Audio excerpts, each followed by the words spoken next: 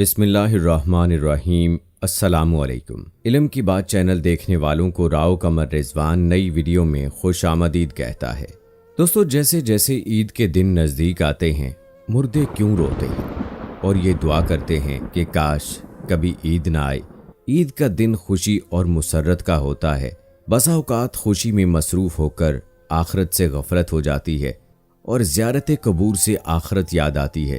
اس لیے اگر کوئی شخص عید کے دن قبر کی زیارت کرے تو مناسب ہے، کچھ مذائقہ نہیں، لیکن اس کو لازم اور ضروری سمجھنا، خواہ یہ عملاً ہی صحیح جس سے دوسروں کو یہ شبہ ہو کہ یہ چیز لازمی اور ضروری ہے، درست نہیں۔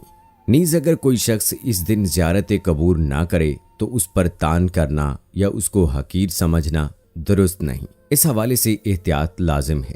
عید کا دن نشاط و سرور، فرحت و خوشی کا دن ہے جو سال میں 2 مرتبہ حاصل ہوتا ہے۔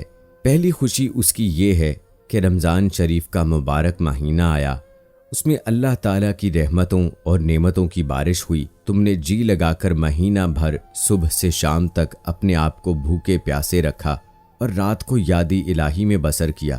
اس کی خوشی میں رمضان المبارک کے ختم ہوتے ہی یکم شوال کا دن تمہارے لیے فرحت و خوشی کا دن مقرر کر دیا گیا اور اس دن کو عید الفطر کہتے ہیں۔ حدیث شریف میں آیا ہے کہ جب عید الفطر کا دن آتا ہے، فرشتے راستوں پر کھڑے ہو جاتے ہیں اور آواز لگاتے ہیں، اے مسلمین کی جماعتوں، اپنے رب کریم کی طرف چلو، وہ تمہیں ایک اچھے کام کی توفیق دیتا ہے، پھر اس پر ثواب عظیم عطا فرماتا ہے۔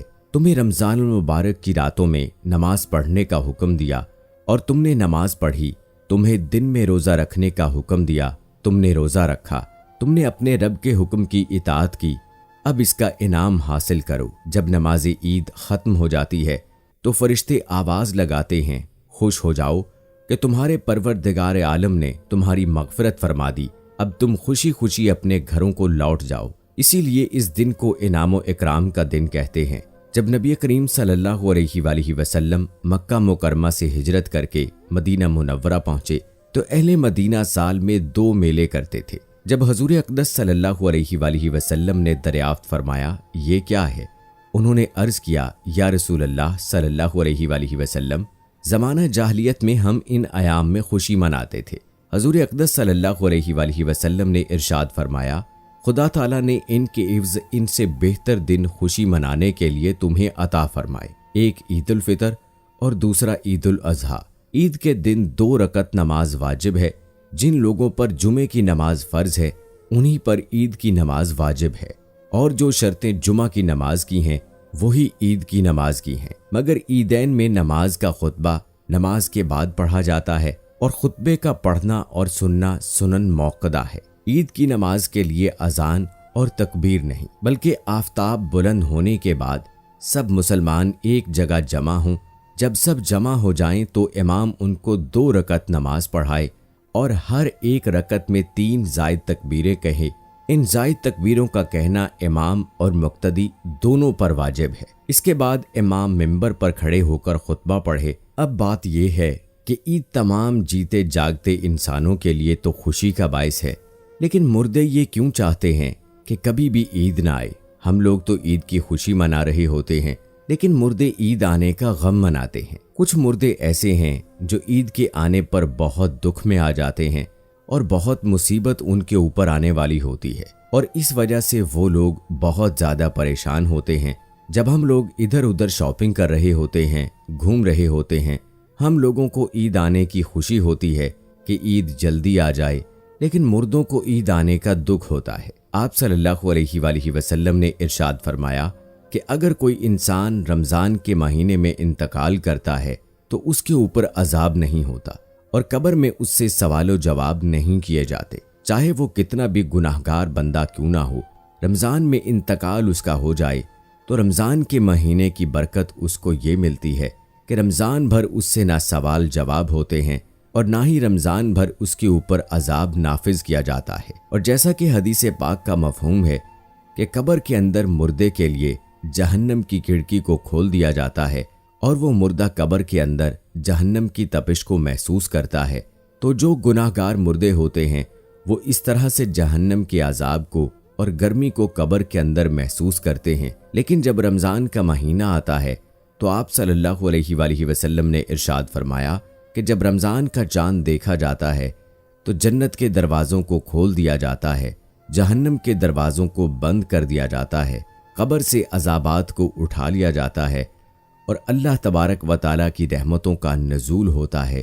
اس سے مردے کو بڑی راحت ملتی ہے۔ رمضان کے آنے سے مردہ بڑا خوش ہوتا ہے کہ ہمارے اوپر سے عذاب اٹھا لیا گیا، جو قبر کے اندر ہمارے لیے جہنم کے دروازے کھلے ہوئے تھے وہ دروازے بند کر دیے گئے، تو وہ مردہ بڑی راحت محسوس کرتا ہے۔ اب سوال یہ پیدا ہوتا ہے کہ جن لوگوں کے اوپر سے اللہ تعالیٰ نے رمضان میں عذاب ہٹا لیا تو عید کے بعد ان کے اوپر عذاب نافذ ہوتا ہے یا نہیں؟ کچھ مردے تو ایسے ہوتے ہیں جن کے اوپر عذاب نافذ نہیں ہوتا، لیکن بہت سارے مردے ایسے ہوتے ہیں جن کے اوپر عید کے دن ہی جیسے رمضان کا مہینہ ختم ہوتا ہے فوراً ہی اسی طرح سے عذاب شروع ہو جاتا ہے جیسے پورا سال وہ لوگ قبر میں سزا اور عذاب بھگت رہے تھے۔ عذاب میں وہ لوگ پھر ملوث ہو جاتے ہیں، گرفتار ہو جاتے ہیں۔ بعض علماء فرماتے ہیں کہ جب کوئی انسان رمضان کے مہینے میں انتقال کرتا ہے اور اسے قبر میں سوال جواب نہیں ہوتے، اور جب ایک مرتبہ کسی پر سے اللہ عذاب اٹھا لے تو پھر دوبارہ ان پر عذاب نازل نہیں کرتا، بشرط یہ کہ اس کے لیے کوئی ایصال ثواب کر رہا ہو یا مغفرت کی دعا کر رہا ہو۔ ہر مردے کو اس کے اعمال کے مطابق سزا دی جاتی ہے۔ جو نیک لوگ ہوں گے جن کو اللہ تعالیٰ نے کافی کر دیا کہ ان کو 2، 4، 6 مہینے سزا ہو گئی، بس اب ان کے اوپر سزا نافذ نہیں ہوگی۔ ہر رمضان کی برکت سے ان پر سے عذاب اٹھا لیا گیا، تو اب اگر اللہ نے چاہا تو ان پر بھی کبھی عذاب نہیں ہوگا۔ لیکن اگر کوئی بہت زیادہ گناہ گار ہے، مثلا کوئی ایسا بندہ جس کا اسلام سے تعلق ہی نہیں ہے، جو اسلام کو جانتے ہوئے بھی اسلام کو مانتا نہیں تھا، کفر و شرک کا مرتکب ہوا، تو اگر اللہ نے چاہا تو اس پر رمضان کے بعد بھی عذاب جاری رہے گا، اور اگر اللہ نے اسے معاف کر دیا تو پھر اسے کبھی بھی عذاب نہیں ہوگا، رمضان کے بعد بھی نہیں، کیونکہ اللہ معاف کرنے والی ذات ہے، اس کی رحمت سے کبھی مایوس نہیں ہونا چاہیے۔ دوستو، جب رمضان کا مہینہ ختم ہوتا ہے تو رمضان کی برکتیں بھی ختم ہو جاتی ہیں، شیطان کو قید سے رہا کر دیا جاتا ہے، مردوں پر سے رحم کا معاملہ ختم ہو جاتا ہے، جہنم کے دروازے جو بند تھے رمضان میں وہ رمضان کے جانے سے کھول دیے جاتے ہیں۔ ان سب باتوں کا مردوں کو علم ہوتا ہے کہ کب رمضان شروع ہو رہا ہے اور کب ختم۔ تو رمضان کے جانے سے اہل قبور سوچتے ہیں کہ اب رمضان جا رہا ہے اور پھر عید جیسے ہی آئے گی اس کے بعد ہم پر عذاب کو پھر سے نافذ کر دیا جائے گا، جس کی وجہ سے وہ غمگین ہو جاتے ہیں اور روتے ہیں۔